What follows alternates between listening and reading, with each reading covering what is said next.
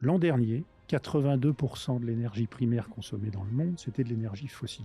Il me semble qu'il faudrait résoudre par l'intermédiaire de laisser plus aux Français le choix.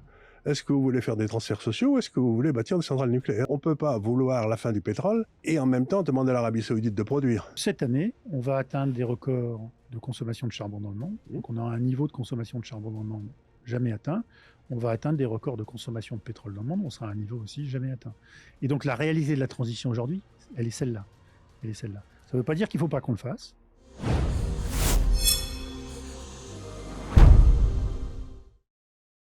Bonjour, je suis Éric Losser, je suis le rédacteur en chef d'un média qui s'appelle Transition Énergie, qui a été lancé il y a environ 5 ans maintenant, et qui est à la fois un média numérique.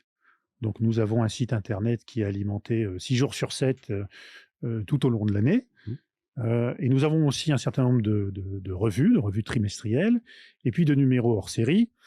Et comme son nom l'indique, Transition Énergie est consacré à la transition énergétique. Et donc je suis ravi de vous avoir aujourd'hui comme audience, parce que c'est une grande première. Nous lançons une chaîne vidéo Transition Énergie pour aborder les problématiques de la transition énergétique. C'est la première émission, donc je vais demander de l'indulgence. C'est un travail de longue haleine et il va falloir petit à petit que nous améliorions les choses et que nous apprenions à trouver notre rythme de croisière. Et je tiens à remercier mon invité qui va m'aider à faire cette première, qui s'appelle Charles Gave, qui a plusieurs mérites.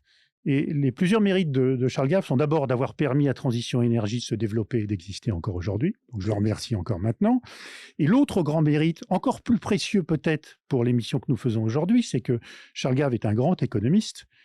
Et comme le sujet logiquement abordé pour cette première émission est celui de comment on peut envisager la transition énergétique dans son ensemble, comment gérer cette problématique, quelles sont les difficultés, les obstacles, les contradictions, le cadre dans lequel elle se fait, et puis aussi quelles sont les raisons d'être relativement optimiste et de pouvoir considérer qu'on va finir par réussir à la mener, dans un certain temps, mais on va finir par réussir à la mener. Avoir un économiste et un économiste de renom comme Charles Gave pour nous accompagner, c'est une très bonne chose. Vous êtes très aimable. Avant qu'on commence à débattre, Charles, je voudrais juste rappeler 4-5 points qui me semblent essentiels sur la transition énergétique. Pour mesurer bien le défi qui nous attend et comment réussir à le mener le mieux possible, le plus sérieusement, et pas se faire des illusions. Et pas tomber, on parlait il y a 2 minutes, on va dire du côté dogmatique, voire du côté presque religieux. Religieux, oui, tout à fait. De la façon dont est abordée cette problématique parfois. Il y a 2 écueils dans cette problématique tels qu'on les voit à Transition Énergie et tels que je crois les comprendre. Donc le premier, c'est les prophètes de l'Apocalypse. Oui. Donc c'est le millénarisme. C'est si on ne se repent pas de nos péchés et si on ne souffre pas, on va tous mourir. Et le deuxième, on va dire, c'est les techno-BA. C'est-à-dire que ceux qui finalement croient à la solution miracle ou aux solutions miracles et nous expliquent que finalement on va trouver la technologie au dernier moment qu'il faudra, qu'on va faire de la fusion nucléaire ou qu'on va aller chercher, qu'on va mettre des centrales solaires dans l'espace et que ça va régler tout notre problème. Il me semble que la réalité, elle est un peu entre les deux. Ça veut dire qu'il va falloir qu'on y mette d'une autre pour réussir à réussir cette transition, et que d'un côté, c'est pas l'apocalypse qui nous menace, et de l'autre côté, on peut pas croire au miracle non plus. Donc, Ça me semble presque du même même ordre. Ce que vous ordre. dites est intéressant là parce que c'est un point essentiel. Moi, j'ai l'impression qu'il y a beaucoup de ce mouvement contre le monde moderne d'aujourd'hui qui viennent d'une absence de compréhension de la science. C'est-à-dire qu'il y a beaucoup de gens qui comprennent pas comment fonctionne leur téléphone, moi le premier d'ailleurs, comment fonctionne une voiture. Donc ils sont un petit peu abasourdis par tout ça et il y a donc 2 possibilités. Comme je comprends rien, c'est certainement mauvais ou comme ils ont toujours trouvé les solutions, on va la trouver. Donc on retrouve la même chose, mais je crois que fondamentalement, ça part d'une absence d'éducation des gens. C'est-à-dire qu'on n'enseigne plus aux gens, comme on le faisait peut-être autrefois, comment fonctionnent les machines. En fait, ce qu'on dit, c'est qu'il va falloir inventer une nouvelle série de machines qui vont régler nos problèmes. C'est à peu près ce qu'on essaye de dire. Mais pour l'instant, les gens ont l'air d'avoir un gros doute sur les machines elles-mêmes. C'est la question même des machines qui semble les troubler. Oui, parce que je pense que là où vous avez raison, on s'éloigne un peu de notre sujet, mais vous avez raison, c'est que la complexité du Voilà, monde des machines est telle aujourd'hui voilà. que la majorité de la population ne comprend plus vraiment leur fonctionnement et Mmh, de plus en plus éloignée de la façon de gérer ces machines, de les voilà. réparer, de les mettre en place, de la façon de la compréhension de leur Mmh, fonctionnement. Et du coup, on s'en remet à la pensée magique. Soit la c'est ça. pensée magique, il faut revenir en arrière, donc une espèce de réaction au sens premier du terme. Il faut moins d'êtres humains et il faut qu'on vive C'est dans un ça. passé mythifié tel qu'il existait, je sais pas quoi, moi, il y a 2 siècles, où on était en parfaite harmonie et communion avec la nature, ce qui est une absurdité. Ou alors l'autre versant de la pensée magique, qui est, bah, la technologie, Ils on vont trouver finira quelque toujours par chose. trouver et ça nous Ils sauvera. vont trouver quelque chose d'autre. Voilà, il faut trouver quelque chose d'autre. Ça me semble être 2 écueils. Et on cherche à éviter. Donc, dans la manière d'essayer d'aborder les choses de manière sérieuse, c'est une des logiques de transition énergie. Pour en revenir au point important, donc pour montrer la difficulté de la tâche qui nous attend, mais ça ne veut pas dire pour autant qu'on ne peut pas la réussir et qu'on ne doit pas y réussir. D'abord, c'est où on en est aujourd'hui. L'an dernier, 82% de l'énergie primaire consommée dans le monde, c'était de l'énergie fossile. Donc il y a 8 milliards d'êtres humains qui consomment un peu plus par an de 10 milliards de tonnes de pétrole, de charbon et de gaz. Mmh, Et la transition énergétique, ça veut dire remplacer ces 10 milliards et un peu plus parce que il y a de la croissance démographique. On sera sans doute 10 milliards d'êtres humains et plus 8 milliards dans un certain nombre de décennies. Et puis, il y a un certain nombre de 80 ou 90% des pays sur Terre qui aspirent légitimement à avoir un meilleur niveau de vie ou à rattraper le niveau de vie des pays développés dont nous sommes. Donc, il leur faudra un peu plus d'énergie, qu'on le veuille ou non. Donc, ça veut dire qu'il faut remplacer ces 10 milliards de tonnes par des sources d'énergie bas carbone ou décarbonées. Ça, c'est pour mesurer l'ampleur des choses à faire. oui. Et donc, quand on nous explique que il faut qu'on ait fait une bonne partie du chemin dans les 10 ans, dans les 15 ans, dans les 5 ans qui viennent, c'est pas réaliste. Et à notre sens, ça ne veut pas dire qu'il n'y a pas des solutions pour le faire, mais 5 ans, 10 ans, 15 ans, c'est très court.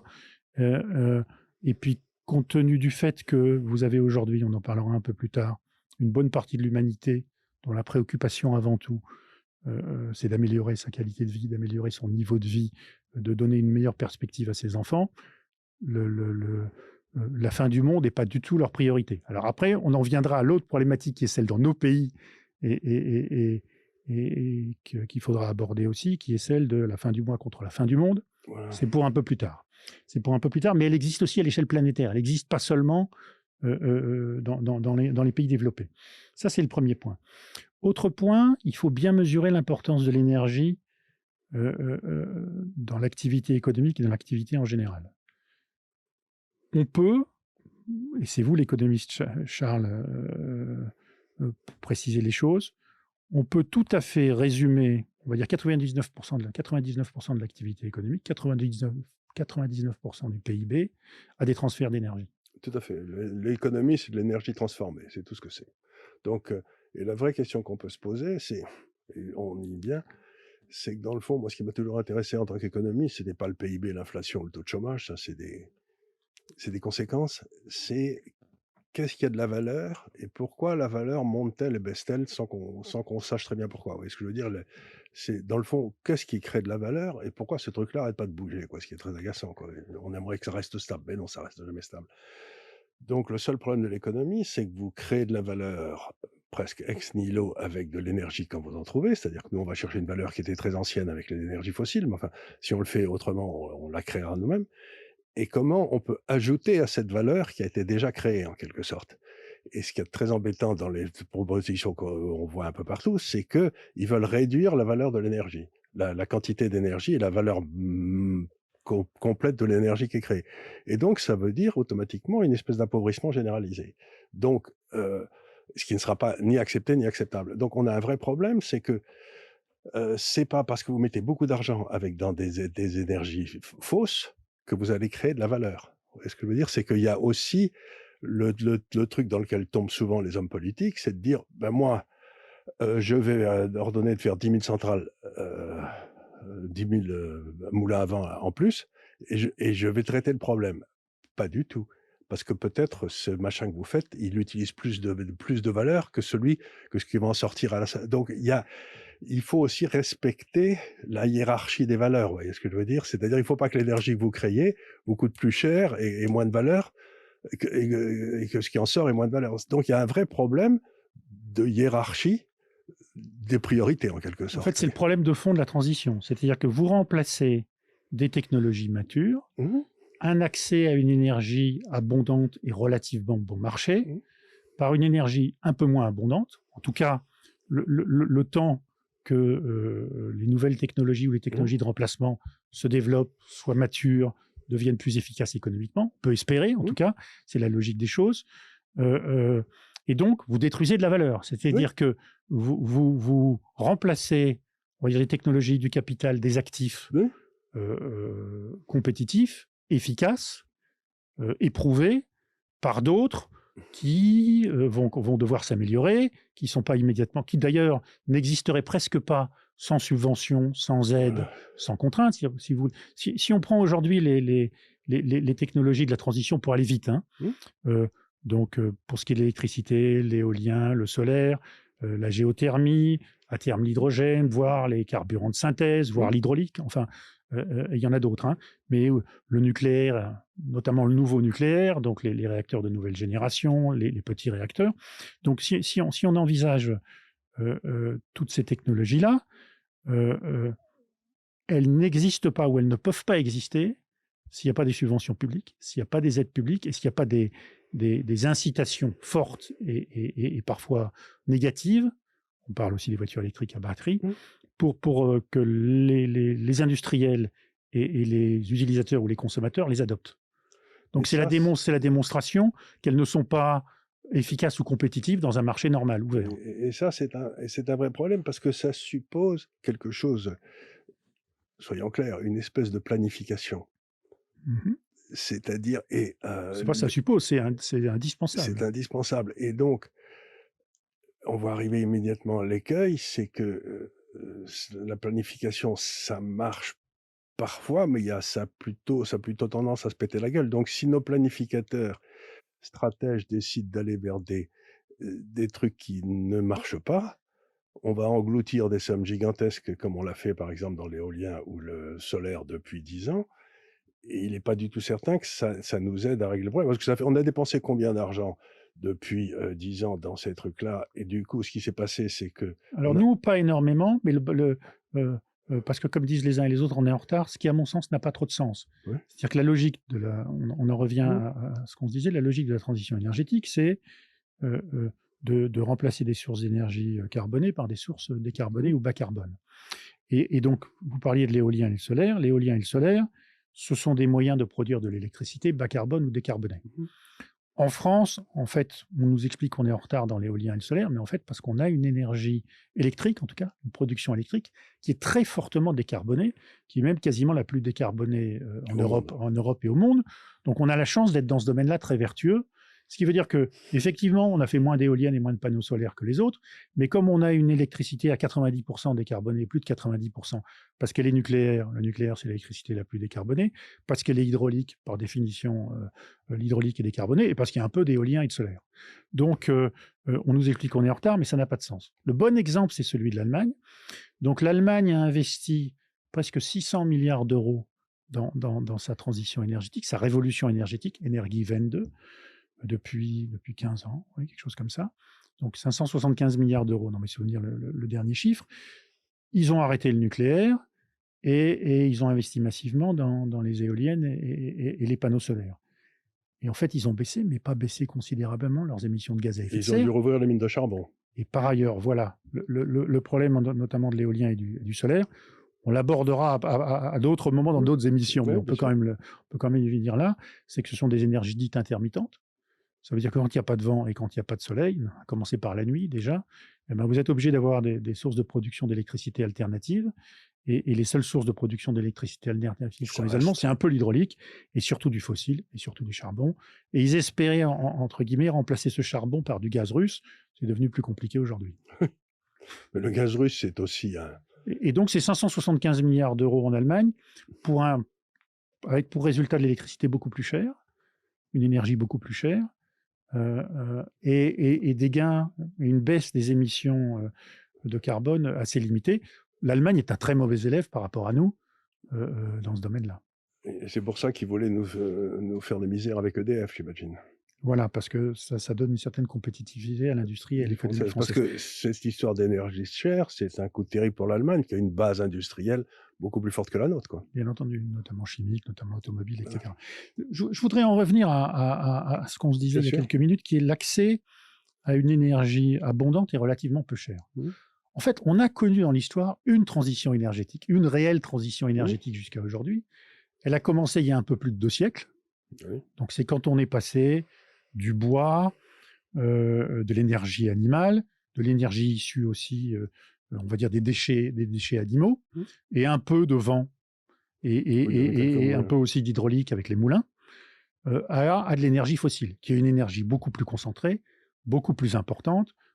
En fait, l'accès donc à cette énergie, le charbon pour commencer, puis après le pétrole, puis après le gaz, donc l'accès à cette énergie a totalement transformé l'humanité. C'est là où on mesure l'impact de l'énergie sur le bien-être matériel et sur nos civilisations. Cette transition a permis aujourd'hui à 8 milliards d'êtres humains, comparativement à 1 milliard ou moins d'1 milliard il y a 250 ans, de vivre dans des conditions matérielles inimaginables pour les personnes qui vivaient il y a 200 ou 250 ans, avec une espérance de vie, un accès à la connaissance, enfin... et ça leur a permis de bouger. Et ça leur a permis de bouger. Bouger, ce qui était une immense... parce que... si vous voulez, les gens étaient assignés à résidence avant. Les gens étaient assignés à résidence. Enfin, là, moi, j'ai connu des gens quand j'étais jeune. J'allais dans le Midi à côté de Nîmes, etc. Mais il y avait des gens qui n'étaient jamais sortis de leur village, quoi. Enfin, je veux dire, même le village d'à côté qui était à 10 km, c'était... Donc, vous aviez une espèce... On était attaché à la glèbe. Parce qu'aujourd'hui, quand même, on peut bouger, quoi. C'est assez étonnant, même. Oui, c'est vrai, ça a offert une liberté et des possibilités... Une liberté extraordinaire. Inimaginable. Pour les gens, pour les technologies, pour les matières, pour les matériaux. Oui.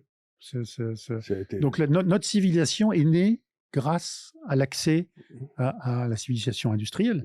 Même la révolution agricole, la révolution industrielle sont nées de l'accès à une énergie très concentrée, beaucoup plus concentrée. Il faudrait que vous incitiez dessus. Il faut bien que les gens comprennent que plus la source d'énergie est concentrée, en quelque sorte, et plus elle est facile à diffuser après. Parce que si elle est très éparse géographiquement, ça devient beaucoup plus difficile. Alors c'est un des problèmes de la transition aujourd'hui, c'est-à-dire que jusqu'à aujourd'hui, enfin jusqu'à la transition, donc jusqu'à il y a 20 ans, jusqu'à ce qu'on commence à développer les technologies de la transition, les sources d'énergie étaient de plus en plus concentrées. Oui. Donc le charbon était bien plus concentré que le bois ou que tout ce qu'on avait, le pétrole l'est plus, le gaz dans une certaine mesure, le nucléaire l'est encore beaucoup plus. Et aujourd'hui, avec par exemple l'éolien et le solaire, en fait, on rediffuse. C'est une énergie beaucoup moins concentrée. Ce qui d'ailleurs crée un certain nombre de problèmes, et ce qui explique aussi l'importance des investissements à faire. Oui. Vous avez besoin de surface au sol beaucoup plus importante, vous avez besoin de réseaux électriques bien plus développés, vous avez besoin du coup, comme vous avez besoin de plus d'équipements pour produire la même quantité d'énergie, vous avez beaucoup plus de matériaux, de minéraux, de métaux dits stratégiques. Et donc ceci explique les contraintes nouvelles qui pèsent sur cette transition énergétique. Et pour en revenir donc à la seule véritable transition énergétique que nous avons connue, donc celle qui a commencé il y a 2 siècles, 2 siècles et demi, en fait, c'est là où on doit mesurer ce qui nous attend et ce qu'on est en train de faire, et les contraintes qui pèsent sur la transition énergétique que nous sommes en train de mener aujourd'hui. Elle n'est même pas encore terminée. C'est-à-dire, vous avez encore aujourd'hui sur Terre des gens qui utilisent la force animale pour faire un certain nombre de choses, et des gens qui se chauffent ou qui réchauffent leurs aliments avec du bois. Ça veut dire qu'elle n'est même pas arrivée à son terme, si vous voulez. Ou de la bouse de vache. Ou de la bouse de vache, exactement. Dans de nombreuses régions du monde, en Afrique, dans certains endroits en Asie, voire en Amérique latine, on utilise encore ces énergies qui étaient les énergies dominantes il y a 2 siècles, 2 siècles et demi. Donc la transition énergétique de cette époque-là, la première, elle n'est toujours pas terminée aujourd'hui. Ce qui veut dire, on en arrive au sujet, un des sujets clés de la transition, qui est le calendrier, le laps de temps, le temps long. Les équipements énergétiques, c'est là aussi où vous expliquez la difficulté de compréhension du monde moderne, de la technologie et des machines qui nous servent, qui fonctionnent d'ailleurs toutes avec de l'énergie. Oui, bien sûr. C'est-à-dire, quand on parle de la richesse matérielle, notre richesse matérielle, c'est des dizaines ou des centaines de machines qui travaillent pour nous. Les machines ne fonctionnent qu'avec une chose, qu'avec de l'énergie. Et donc, pour en revenir à la question du temps, la transition, les équipements énergétiques, on a tendance souvent, parce que les décideurs ne sont pas forcément des ingénieurs et pas forcément des scientifiques, à tout mélanger, c'est-à-dire à mélanger les caractéristiques des technologies numériques, qui sont celles qu'on connaît aujourd'hui et qui se développent très vite, qui sont très rapides. Mais qui ont besoin d'énergie. Qui ont besoin de beaucoup d'énergie, mais qui se diffusent vite. C'est-à-dire, vous avez un nouveau logiciel, vous avez de nouveaux équipements, c'est une question de semaines, de mois, voire d'années, mais ça va très vite.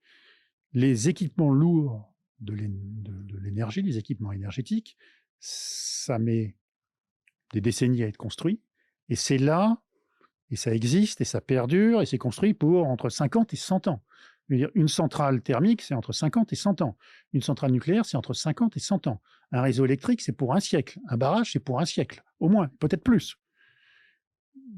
Donc, imaginez que les équipements qu'on est en train de construire ou qu'on va construire aujourd'hui vont pouvoir se substituer à ce qui existe en quelques années, ça n'a pas de sens. Et alors le problème, mais là c'est votre sujet, Charles, le problème c'est comment on permet à des décideurs politiques et à des investisseurs privés ou à des décideurs privés d'intégrer un temps aussi long dans leurs calculs, dans la manière de gérer les investissements, dans la manière de trouver les capitaux, dans les technologies à utiliser. Ça veut dire comment vous rentabilisez des investissements très lourds sur des équipements qui fonctionneront 50 ans et qui, pour être rentables, mettront des décennies avant de l'être. Oui. Bah, c'est une question intéressante parce que ce que vous êtes en train de décrire, le temps long, cette espèce de temps long, c'est un petit peu en antinomie avec la démocratie. Parce que la démocratie, ce qui compte pour la plupart des gens qui sont élus, c'est à quoi songe un élu, disait Maurras, qui n'est pas mon auteur favori, mais enfin, Maurras, il disait à être élu. Vous voyez ce que je veux dire? Donc c'est quand même un peu la base de la démocratie. Je suis élu, je veux être élu.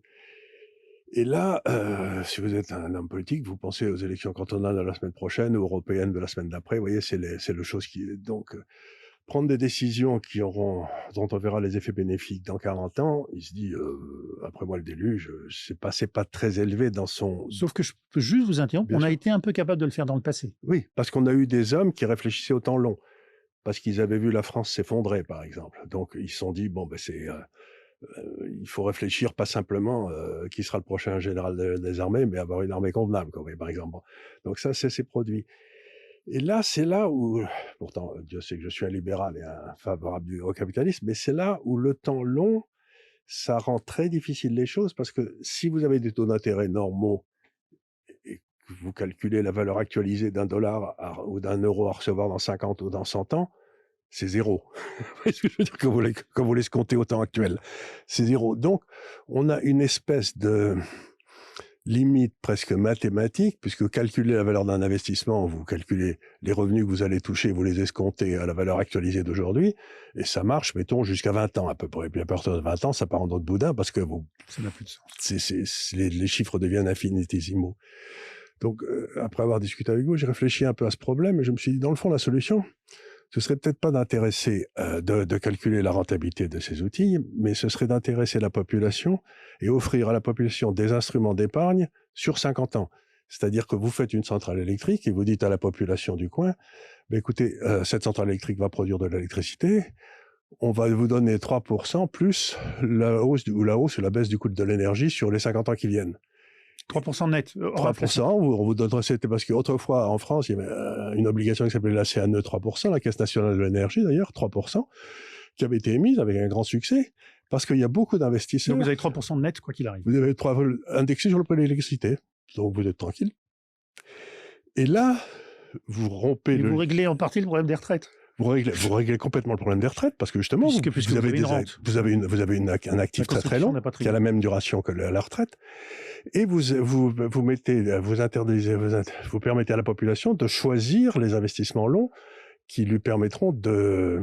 Donc il me semble que les techniques financières actuelles ne permettent pas de résoudre ce problème, mais il n'y a pas de raison de ne pas en trouver qui permettrait de résoudre ce problème, parce que les gens pensent avec taux d'épargne. L'épargne, c'est ce que je mets de côté et que je n'ai pas bouffé ce mois-ci. Vous voyez, je mets ça dans... Bon, c'est pas du tout ça, l'épargne. L'épargne, c'est vous développez un stock d'argent, et avec ce stock d'argent, vous avez utilisé ce stock d'argent pour faire travailler des gens pendant 4, 5, 6 ans à bâtir la centrale nucléaire, et eux, ils produiront rien pendant 5, 6 ans. Et donc, ce stock d'épargne que vous prenez à gauche, c'est pour permettre des gens de travailler pour bâtir des investissements. Pour bâtir un actif qui après va rapporter quelque chose. Après va rapporter. Donc il me semble qu'il faut presque médiatiser ça dans la population en disant mais c'est facile à faire, il suffit de faire une obligation indexée sur l'énergie et puis les gens pourront l'acheter, la vendre, etc. Il y aura un vrai marché. Et là, vous enlevez complètement, vous la faites perpétuelle, allez, et là vous enlevez complètement la limite des 20 ans, quoi. Ce que je veux dire, c'est qu'il faut que la population soit partie prenante et qu'à la place de mettre son argent dans le livret A, elle les mette là-dedans. Dans les livrets E, qui seraient de l'électricité ou l'énergie. L'énergie, il me semble que c'est faisable, mais il faut bien faire comprendre aux gens que si on prend leur épargne pour faire ce qu'on appelle en termes un approfondissement capitalistique, c'est-à-dire si vous avez plus de capital, la productivité monte et votre niveau de vie va monter.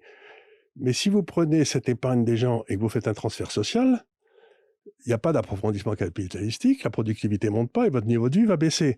Donc le fait d'épargner ne vous garantit pas un revenu plus élevé. C'est la transformation de l'épargne stérile en investissement productif. On a un actif qui a une valeur. Qui a une valeur qui fait le miracle. C'est ça le miracle du capitalisme. Mais aujourd'hui, on est en train d'empêcher ça par tous les moyens. Puisque aujourd'hui, les États prennent la quasi-totalité de l'épargne, plus même, pour en faire des transferts sociaux, pour gagner les prochaines élections. Donc on a un vrai problème.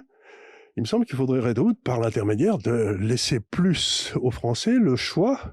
Est-ce que vous voulez faire des transferts sociaux ou est-ce que vous voulez bâtir des centrales nucléaires? Ce serait peut-être une façon de présenter le problème qui permettrait de revenir à un peu de démocratie fondamentale, quoi. C'est les Français qui décident avec leurs pieds. Et puis vous surmontez un peu la contradiction qui est ce que vous expliquez, c'est-à-dire que l'investissement privé, le capitalisme, on va dire, qui a permis la première révolution, tout à fait.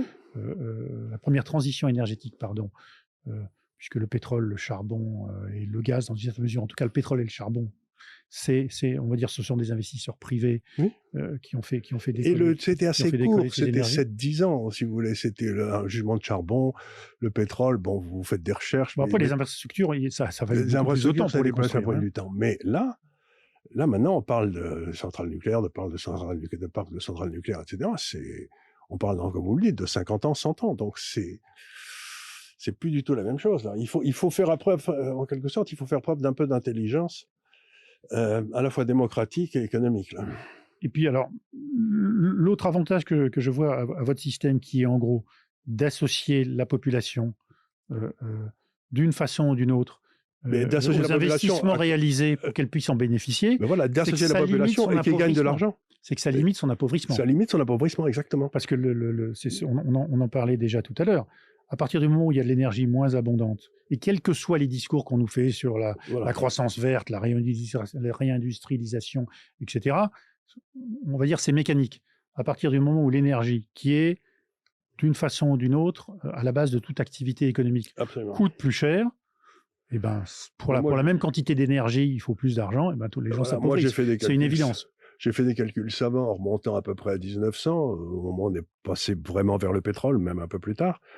Si vous voulez, la productivité énergétique, c'est-à-dire l'augmentation de la quantité de biens avec une masse énergie constante, c'est d'à peu près d'1,5% par an.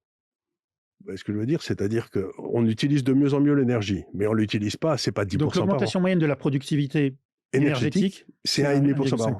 Donc si on fait baisser de 3% la quantité d'énergie, le niveau de vie va baisser d'1,5. Ouais. Et donc c'est absolument effrayant. Donc ce qu'il faut, c'est littéralement expliquer aux gens, ben oui, on a une productivité énergétique de 1,5% par an, donc il faut qu'on augmente notre quantité d'énergie au moins d'1,5%, pour continuer à avoir une croissance qui permettra aux plus faibles de s'en sortir. Parce que ce que vous êtes en train de dire, c'est que ça nous fait baisser, mais quand vous baissez l'ensemble de la nation, le PIB baisse de 5%, c'est ceux qui sont tout en bas qui vont ramasser les plus grosses claques, ça va être effrayant. Donc, tous ces gens qui sont tout en haut, là, dans les cabinets ministériels, ils disent, ouais, eux, ça ne va pas les toucher, ils auront toujours leur voiture de fonction, leur cuisinier à Matignon, je ne sais pas combien il y a et leur logement bien isolé. Fourni et bien chauffé. Mais le type qui est en bas, lui, il va en prendre plein la tête pour pas un rond. Donc, si je peux me permettre, il est déjà en train d'en prendre plein la tête. C'était les gilets jaunes. Hein.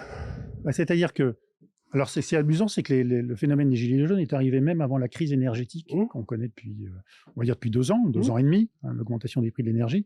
Et ce qu'il y a de très intéressant aussi, c'est qu'on a mesuré là, de manière très concrète et pratique, ce que ça signifie d'avoir une augmentation des prix de l'énergie et des pénuries ou des relatives pénuries d'énergie. Ce qui est la logique de la transition telle qu'elle est menée encore jusqu'à aujourd'hui. Et la limitation de l'usage de l'énergie, parce qu'ils nous avaient collé, par exemple, la vitesse à 85 km/h, 80 km/h. Et je me souviens, moi, dans la région d'Avignon... Oui, sur les routes secondaires, on était passé de 90 à 80. À 80, pour des raisons de sécurité routière, en tout cas. Routière, mais personne n'a fait la moindre étude pour savoir si c'était vrai ou pas. Hein.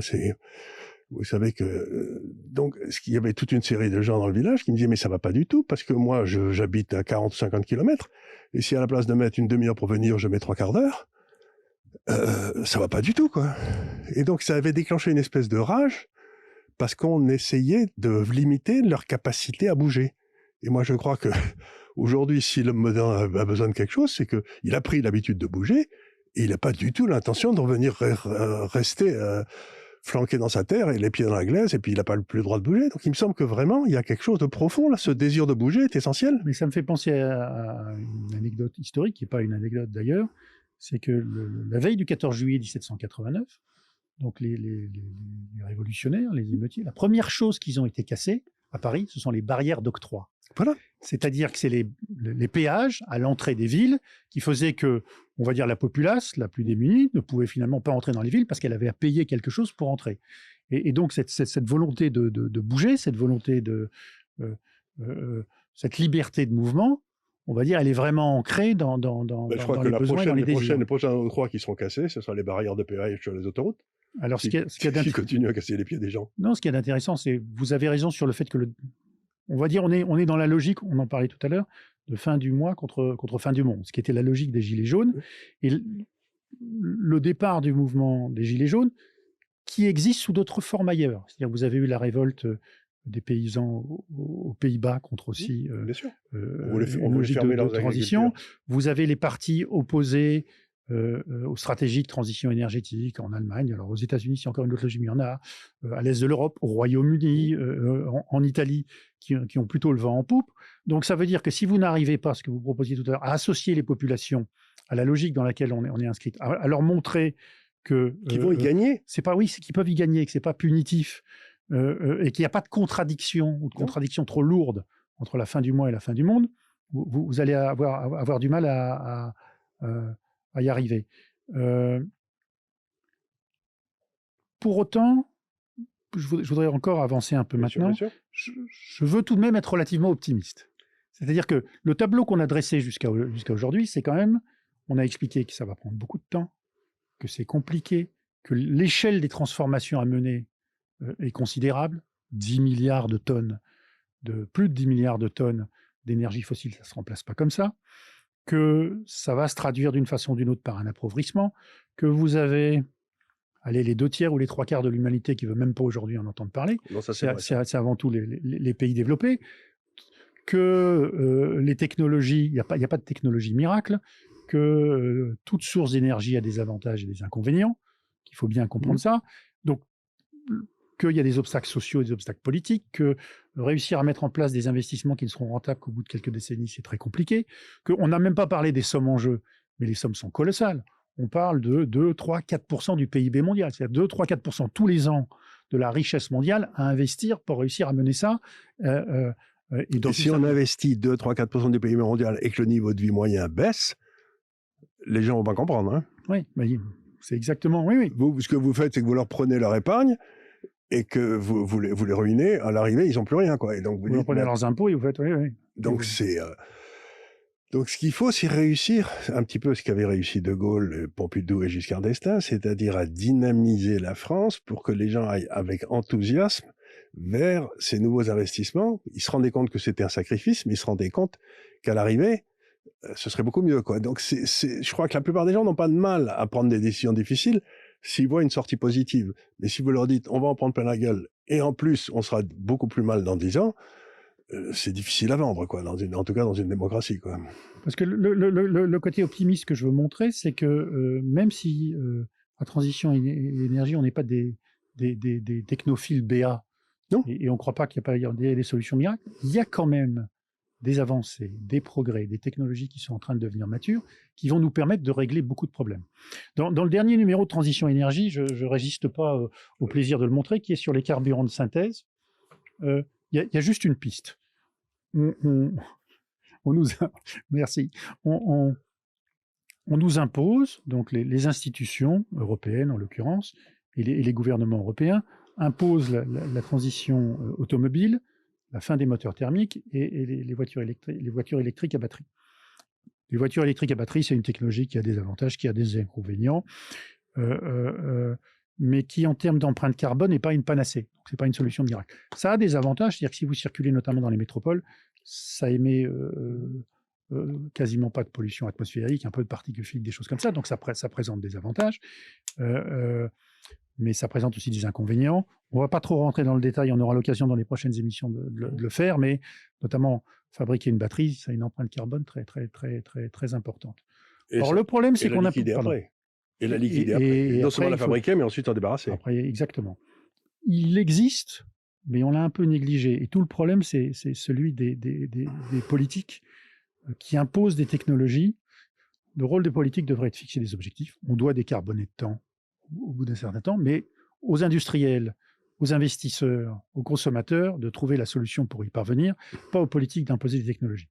Donc là, ils ont imposé une technologie qui présente quelques problèmes, notamment en termes d'empreinte carbone, qui est censé quand même être le but du jeu, alors qu'il existe une technologie qui est juste en train de se développer, qui est encore embryonnaire, qui est celle des carburants de synthèse, qui présente d'énormes avantages, et qu'aujourd'hui, on néglige, on ne veut pas vraiment regarder, compte tenu des investissements énormes qui ont été réalisés dans l'électrique à batterie, pour de mauvaises raisons. Et pourquoi les carburants de synthèse sont intéressants? Pour plusieurs raisons. La première, c'est que c'est une technologie, mais vraiment zéro carbone. C'est-à-dire comment sont fabriqués les carburants de synthèse. C'est juste un exemple, mais c'est un exemple du dernier numéro que nous venons de sortir et qui est, à mon avis, qui illustre assez bien la philosophie de transition énergie. Pourquoi c'est très intéressant? Zéro empreinte carbone. Pourquoi zéro empreinte carbone? Parce que comment ces carburants de synthèse, donc essence, diesel, kérosène, sont fabriqués? Ils sont fabriqués avec de l'hydrogène décarboné. Donc l'hydrogène décarboné, c'est vous prenez de l'eau, vous prenez de l'électricité bas carbone, de l'électricité nucléaire, de l'éolien, du solaire, de la géothermie, de l'électricité hydraulique, et vous prenez de l'eau, vous cassez la molécule d'eau en deux, vous avez de l'hydrogène qui a été émis sans émission de gaz à effet de serre, et cet hydrogène, vous y ajoutez du carbone, du CO2, et vous avez des carburants. C'est un peu plus compliqué que ça, mais c'est ça le principe. Et ce CO2, où vous allez le chercher? Vous allez le chercher dans l'atmosphère. On est en train de développer des technologies aujourd'hui qui permettent de le capter dans l'atmosphère. Et donc, ça veut dire que quand vous faites fonctionner votre voiture avec de l'essence ou du diesel synthétique, vous remettez le CO2 que vous émettez, vous remettez dans l'atmosphère du CO2 qui a été pris. Donc, vous avez une empreinte carbone qui est vraiment zéro. Le problème aujourd'hui, c'est que ces technologies ne sont pas encore matures, sont en train de se développer, que leurs coûts sont encore relativement élevés, qu'on espère arriver à environ 2 € le litre, on va dire dans les années 2030, mais surtout, et là c'est un avantage économique et même social et politique considérable, vous utilisez, et qui n'est pas pris en compte par les pouvoirs publics, vous utilisez tous les équipements existants. Ça veut dire que vous utilisez les navires qui existent, vous utilisez les avions qui existent, vous utilisez les camions qui existent, vous utilisez les bus qui existent, vous utilisez les trains quand ils fonctionnent avec des énergies fossiles, et vous utilisez les voitures qui existent, et vous utilisez les infrastructures pour les transporter, pour les distribuer. Il y a 1,4 milliard de véhicules à moteur thermique qui fonctionnent sur Terre, et ben avec des carburants synthétiques qui fonctionnent. Alors je vous arrête un peu parce que il y a très longtemps, quand j'étais jeune, j'avais lu que les Allemands, pendant la Seconde Guerre mondiale, qui n'avaient pas de réserve de pétrole, faisaient du pétrole synthétique. Et puis ensuite, ils avaient passé la licence à la... Ils le faisaient avec du charbon, c'était pas une très bonne idée, mais c'est le même processus Mais avec Cette du charbon, fois-ci, carbone parce zéro. qu'ensuite, il l'avait filé aux Africains du Sud pendant L'embargo. l'embargo, et que les Américains... Donc, le principe existe depuis très longtemps. On n'a pas inventé quelque chose. Il faut simplement l'améliorer, le nettoyer, ou j'en sais rien. Mais il me semble que... Alors les Chinois aussi, à un moment donné, ont développé, Mhm. mais pour des raisons stratégiques. C'est-à-dire que la Oui, Chine c'est n'a ça. pas beaucoup de pétrole, ils ont beaucoup de charbon. Et donc ils ont travaillé sur des procédés aussi pour avoir de l'essence synthétique en cas... Ils ont arrêté maintenant, mais s'il y avait eu un, Ah bah, ils ont un fait des réserves. conflit... Ils ont fait des réserves aussi pas croyables. Ils ont des réserves de pétrole en ce moment. Dans la raison pour laquelle le baril de pétrole monte, il y a des achats chinois qu'on ne comprend pas. Hein. Oui, qu'on ne comprend pas. Et d'ailleurs, certains géopolitologues, parce que nous ne sommes pas, enfin je parle pour moi, pas pour vous, s'inquiètent de ce que pourrait faire la Chine plus tard, avec la constitution aujourd'hui de leur réserve de pétrole. Il y a des gens incompréhensible. Il y a des gens mal intentionnés qui disent que peut-être Poutine a glissé à l'oreille de Xi que s'il était lui, il ferait des réserves, parce qu'il va peut-être se mettre d'accord avec l'Arabie Saoudite pour faire monter le prix du pétrole à 200. Quoi. Ils l'ont déjà fait pour le montrer à 95. Oui, mais pourquoi s'arrêter Si vous voulez vous payer l'Europe... s'arrêter, mais... Si vous voulez vous payer l'Europe qui vous casse les pieds... Si vous voulez vous payer l'Allemagne, rien n'est plus simple. Hein. Oui, mais une récession mondiale... ce ne sera pas mondial, ce sera en Europe. Oui, ils sont... En général, ils sont... Mais vous avez raison. Sauf pendant les premiers chocs pétroliers 73-75. En général, les pays producteurs depuis sont un peu plus... notamment ceux de l'OPEP et notamment l'Arabie Saoudite, font un peu plus attention à pas casser les économies occidentales dans lesquelles ils ont mis beaucoup d'argent. Oui, je sais bien, mais n'oubliez pas que ces économies occidentales n'arrêtent pas de leur dire que de toute façon, on ne va plus avoir besoin d'eux d'ici 10 ans. Donc ça limite sérieusement leur enthousiasme à nous aider. Quoi. Vous voyez ce que je veux dire, c'est très bien, vous ne voulez plus avoir besoin de pétrole, vous n'en aurez plus tout de suite. Quoi. Vous voyez, si vous allez voir votre client et que vous lui dites dans 5 ans, je cesse de vous fournir, le type, il pense à autre chose, non? Il trouve, je sais pas, mais enfin, il y a que toute une série de contradictions. On peut pas vouloir la fin du pétrole et en même temps demander à l'Arabie Saoudite de produire aujourd'hui. Mais là où vous avez raison, ce qui est très intéressant, c'est que, par exemple, l'Agence internationale de l'énergie, qui est une institution estimable, qui est liée à l'OCDE, qui est à Paris, qui est devenue assez militante dans la transition énergétique, a sort des études, c'est son rôle, a sorti une étude en 2021 qui disait qu'il faut arrêter tout investissement dans le pétrole et le gaz. Et 1 an et demi plus tard, elle a dit qu'il faut recommencer les investissements parce que sinon on va à la catastrophe. C'est toutes les contradictions de la transition énergétique. C'est-à-dire qu'il faut construire une nouvelle économie, mais si vous détruisez l'ancienne économie avant d'avoir construit la nouvelle, vous n'aurez rien du tout. Parce que c'est des contradictions difficiles à surmonter. Ce qu'il faut bien mesurer, par exemple, c'est que quand on construit une éolienne, en fait, sans énergie fossile, vous ne pouvez pas la construire. L'éolienne terrestre, on va prendre une éolienne terrestre classique, c'est 600 à 700 tonnes de béton. Le béton et le ciment sont énormément consommateurs d'énergie. Donc, dans le sol, 600 à 700 tonnes de béton. Qu'on ne pourra plus enlever. Qu'on ne pourra pas enlever, on n'enlèvera que 70 cm. C'est la législation du béton quand l'éolienne cessera de fonctionner et sera démontée. Ce qui veut dire que le paysan qui a laissé ses terres pour ça pourra planter du blé, mais un arbre, c'est fini. On ne pourra plus jamais planter quelque chose avec des racines importantes. Et personne n'ira retirer les 500 ou 600 tonnes de béton qui restent, parce que ça coûte trop cher. Ça n'a aucun sens. Donc vous avez les 500-600 tonnes de béton. Vous avez les 200 tonnes de la nacelle qui est fabriquée en acier. L'acier, il est fabriqué avec du coke aujourd'hui dans des hauts fourneaux. On arrivera sans doute à terme à fabriquer de l'acier avec de l'hydrogène, etc. Mais on n'est pas encore là. Donc il faut de l'énergie fossile. Et je ne vous raconte pas les pales qui sont en composite et l'huile qui va dans les turbines qui viennent de Chine. Et tout ça est transporté par bateau. Donc détruire ou renchérir, on va dire, c'est tout le dilemme. Renchérir les énergies fossiles, en fait, ça crée un handicap pour la construction des infrastructures et des équipements de la transition. On va dire, on pointe du doigt la difficulté de la chose. Ce qui m'avait le plus surpris, c'est quand j'ai vu que la plupart des grandes banques, il y a à peu près 3 ans, à peu près à la même époque, avaient décidé qu'elles ne financeraient plus aucun projet pétrolier, les grandes banques mondiales. Sous la pression de leurs actionnaires, notamment. Sous la pression de leurs actionnaires. Donc vous dites, les gars, on n'est pas rendus, parce que si on fait, pour l'instant, on consomme à peu près 100 millions de barils par jour. Oui. Si on va en consommer 100, 200, 300, 400, 105 dans les années qui viennent, et si l'offre baisse à 95, le prix du pétrole va à 250. Quoi. Donc on se dit, mais les gens ne réfléchissent pas. Quoi. C'est le paradoxe sur lequel on insistait au début sur l'ampleur des transformations à mener, et on en est juste au début. et on se heurte déjà à des oppositions grandissantes. C'est pour ça que les choses, Mais c'est pas une faut opposition les manier de massive. manière un peu plus sérieuse. Les oppositions fin du mois contre fin du monde. Hein. Oui, non, mais c'est Euh, pas une opposition, si vous voulez, c'est le retour à la réalité. Ouais. C'est-à-dire que vous avez peut-être des ambitions qui sont fort nobles, mais si vous faites baisser la consommation d'énergie dans les 5 ans qui viennent de 10%, ben le PIB, il va baisser de 15, quoi. c'est plus qui disait ça, la réalité, c'est quand on se cogne. C'est exactement ça. C'est exactement ça. La C'est- réalité, c'est qu'on se cogne, c'est ça. Et donc la réalité, c'est aussi des choses qu'il faut savoir, c'est que cette année, on va atteindre des records euh, de consommation de charbon dans le monde. Donc on a un niveau de consommation de charbon dans le monde jamais atteint. On va atteindre des records de consommation de pétrole dans le monde. On sera à un niveau aussi jamais atteint. Et donc la réalité de la transition aujourd'hui, elle est celle-là. Elle est celle-là. Ça ne veut pas dire qu'il ne faut pas qu'on le fasse, mais ça veut dire qu'il ne faut pas qu'on se fasse d'illusions. Et ça veut dire qu'il faut qu'on ait une planification que vous indiquiez qui associe les citoyens, qui associe les personnes, qui leur montre qu'ils vont bénéficier d'une façon ou d'une autre de ce qui est en train de se faire, et ils peuvent en bénéficier, et ils vont en bénéficier, leurs enfants vont en bénéficier. Ça, c'est ma conviction, si les choses sont bien menées. Hein, on n'est pas forcément d'accord. Vous faites un truc comme la CNE 3%, et vous la déclarez, et vous déclarez toutes ces obligations libres de tout droit d'héritage. Vous financez une partie de la transition. Ça se vendra comme des petits pains, ce truc. Et vous rendez accessible, même aux personnes qui ont des problèmes pour avoir de l'épargne. Oui. C'est-à-dire qu'il faut faire que Et puis si en acheter une à 100 euros. Oui, vous en achetez une à 100 euros. Voilà. Et si vous en achetez une à 100 euros et que vous la gardez 20 ans, 30 ans, ça vaut quelque chose. Ça vaut quelque chose. Ça vaut quelque chose. Donc, pour moi, c'est essentiel. Il faut que les gens réussissent à se mettre dans la tête que l'épargne qu'ils font, ils n'ont pas mis dans une espèce de gros vase où il y a Picsou avec ses pièces d'or. Vous savez, on va chercher les pièces d'or après. C'est pas ça du tout. C'est que vous subventionnez quelqu'un qui va vous permettre d'être plus riche dans le futur. Donc, l'épargne, c'est un transfert, encore une fois, d'une épargne improductive à un capital productif. Et les systèmes fonctionnent si ça, c'est fait de façon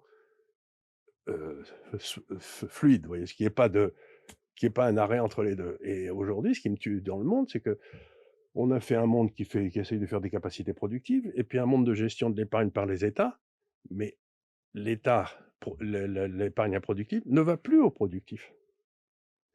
Ça a été capturé par les États qui s'en servent pour je sais pas quoi, mais je suis sûr que c'est très bien, mais il n'y a plus cette espèce c'est l'envers et l'endroit de la même pièce. Et ben c'est plus le cas. Aujourd'hui, il n'y a plus de relation entre les deux. Et alors pour finir, parce qu'on on va conclure cette première émission, et ce n'est qu'un début, et je vous remercie. Je déclare mon intérêt, c'est que je suis quand même un actionnaire privilégié dans Transition Énergie, et que le groupe dont je suis le président d'honneur, parce que maintenant je ne peux plus être que d'honneur, puisque je suis trop vieux, mais le groupe... D'honneur, ça s'écrit comment? D'horreur, oui. Non. Non, mais le groupe s'appelle GAFCAL, ça va peut-être essayer de passer des accords avec, justement, Transition Énergie, pour qu'on puisse se servir à l'intérieur de notre groupe qui vend de l'information, alors lui c'est son métier, pour essayer d'en extraire la substantifique moelle et essayer de la faire passer à nos 3000 clients à 9000 clients dans le monde, quoi, dans 65 pays. On va voir si on y arrive. Mais si on y arrive, ça me ferait plaisir, quoi. Ce serait deux de mes aventures qui se rejoignent. Et donc, pour finir juste sur le mot fluide que vous avez utilisé, à mon avis, est le bon. C'est-à-dire qu'il faut de la planification pour y arriver, mais une planification fluide. C'est-à-dire qu'il faut que les décideurs, ceux qui ne sont pas capables aujourd'hui, soient capables de modifier la stratégie en cours de route, parce qu'il y a des choses qui fonctionnent, des choses qui ne fonctionnent pas, parce qu'il y a des technologies qui s'améliorent, des technologies qui ne s'améliorent pas, parce qu'il y a des événements géopolitiques qu'on ne peut pas forcément anticiper et qui modifient, on va dire, les équilibres. Ou des découvertes. Ou peut-être qu'on arrivera à faire de la fusion nucléaire, ou peut-être qu'on arrivera à faire, dans des conditions très acceptables de sécurité et de coût, des petits réacteurs nucléaires, ou peut-être qu'on arrivera à généraliser la géothermie, ce qui est une énergie renouvelable locale qui présente un certain nombre d'avantages. Donc, peut-être qu'on arrivera à construire des centrales solaires dans l'espace qui donc fonctionneront 24 heures sur 24, 365 jours par an, avec des quantités de soleil importantes et qui transmettront cette énergie au sol. Les Chinois y travaillent, les Américains y travaillent, il y a un certain nombre de gens qui y travaillent. Donc, il faut être capable de sortir des solutions miracles et de sortir de la rigidité et d'y associer les populations. Vaste programme. Vaste programme, et surtout de sortir de cette atmosphère de moraline aiguë. C'est-à-dire que ce que disait, j'ai eu des gens, vous savez, que j'ai beaucoup suivis intellectuellement. Il y en avait un qui s'appelait Alfred Sauvy, qui était un remarquable économiste. Démographe. démographe, c'est lui qui a créé l'INET, c'est lui qui a créé l'INSEE, c'était un type tout à fait remarquable. Et c'est lui, Léon Blum lui avait demandé d'être dans son cabinet, et il avait hésité, il avait dit: «Monsieur le Président, je ne sais pas si vous y connaissez quelque chose à l'économie». Et Léon Blum avait répondu: «Mais enfin, Sauvy, si j'y connaissais quelque chose, je ne serais pas socialiste». Ce que je trouvais au poil. Mais lui, il était socialiste, ce brave Sauvy. Il était de gauche, hein, c'était pas. Et il disait: quand vous cherchez sans a priori moral préconçu. C'est-à-dire, si vous trouvez quelque chose qui est exactement le contraire de ce à quoi vous attendiez, vous devez le publier. C'est-à-dire, le chercheur a le devoir de publier quelque chose qui heurte ses convictions profondes, si c'est ce qu'il trouve. Ça n'existe plus ou presque plus. Et ben voilà, ça n'existe plus. Et je trouve que c'est ça, la défaite de la pensée. C'est quand vous cherchez à établir ce que vous partez avec une idée préconçue, si vous voulez. Et pour moi, c'est l'horreur, ça. C'est le problème des modèles. Il faut que le modèle donne les résultats que vous voulez, et donc vous changez les prémices. Vous changez les prémices, vous bidouillez, vous rajoutez une variable. Mais juste pour finir, puisque on en est dans l'anecdote, et je pense que pour conclure, on peut être sur cette anecdote-là, qui est comparer la transition énergétique à Christophe Colomb. Ouais. Quand Christophe Colomb est parti, il ne savait pas où il allait. Oui, ça c'est vrai, ça. Quand il est arrivé, il ne savait pas où il était. Il a fait tout ça avec l'argent des autres. C'est exactement la transition énergétique. Mais on sait où on veut aller. Peut-être la différence. On veut aller aux Indes, mais le chemin pour y parvenir, on ne le connaît pas encore aujourd'hui. Il faut accepter cette humilité-là. Voilà, il faut accepter, et moi qui fais des recherches toute la journée, je me décarcasse, 9 fois sur 10, je ne trouve rien. Vous voyez ce que je veux dire? C'est que vous partez sur une idée, vous bossez pendant 3 semaines, 1 mois, 2 mois, ça marche pas. Et puis vous dites: ben non, ça ne marche pas. Et donc à ce moment-là, vous pouvez soit essayer de bidouiller votre modèle pour qu'il donne l'impression de marcher, soit fermer, dire bon ben... On passe à autre chose. On passe à autre chose. Et donc, cette histoire de... La recherche n'a pas d'obligation de résultat, elle a une obligation d'honnêteté intellectuelle, mais elle n'a pas d'obligation de résultat. Ça me semble essentiel. Et je crois que dans votre vue, c'est ce que vous faites parce que vous êtes honnête intellectuellement. Mais ça, c'est déjà bien. En tout cas, on essaye de l'être, et on n'a pas de problème avec les points de vue contradictoires, à condition qu'ils soient argumentés et argumentés honnêtement. Après, on n'a pas d'a priori. Pour finir, en fait, on n'a rien à vendre. Et en fait, c'est la meilleure... voilà, on n'a pas d'idéologie à vendre, on n'a pas d'intérêt économique à vendre. On considère que c'est une question très sérieuse, et on essaye de la poser de la manière qui nous semble la plus sérieuse et la plus... S'il y en a certains qui veulent nous acheter en mettant de la publicité chez nous, je ne saurais être plus d'accord, hein, il faut le dire. Mais ce que je veux dire, non, je dis ça en plaisantant, parce que pour des raisons qui nous échappent, le groupe de presse dans lequel il y a Transition Énergie, on pourrait utiliser quelques pages de publicité de plus, quoi. On peut toujours utiliser quelques pages de publicité de plus. Sur ces très bonnes paroles, Charles, je vous remercie. Mais je remercie les auditeurs qui ont réussi à aller jusqu'au bout de cette première émission. Je demande aussi de l'indulgence. On ne peut que s'améliorer, et on s'améliorera. C'est pas moi qui serai là à chaque fois. À chaque fois, vous pouvez venir quelqu'un d'autre. Exactement. Il y aura. Alors, vous viendrez de temps en temps. Je suis désolé, de temps à autre. Pas à chaque émission. Après, les émissions seront un peu moins généralistes. On pointera à la fois sur l'actualité et sur des problématiques plus précises. On fera venir des scientifiques, on fera venir des ingénieurs, on fera venir des financiers, on fera venir aussi des politiques, on fera venir des militants. Il n'y a pas de problème avec ça. On est tout sauf sectaire. Et on s'inscrit dans la même logique, qui est comment on fait sérieusement pour mener cette transition énergétique qu'il nous faut mener, et comment on fait pour le faire dans des conditions socialement, politiquement acceptables, et avec des options réalistes et qui ne... on veut dire, et qui ne heurte pas l'essentiel des populations, sinon on n'y arrivera pas, et ça n'a pas de sens même. On fait ça pour les gens, on ne fait pas ça contre les gens. C'est pour ça. On fait ça pour les gens, ça me paraît essentiel. Merci. Merci beaucoup. Merci Charles.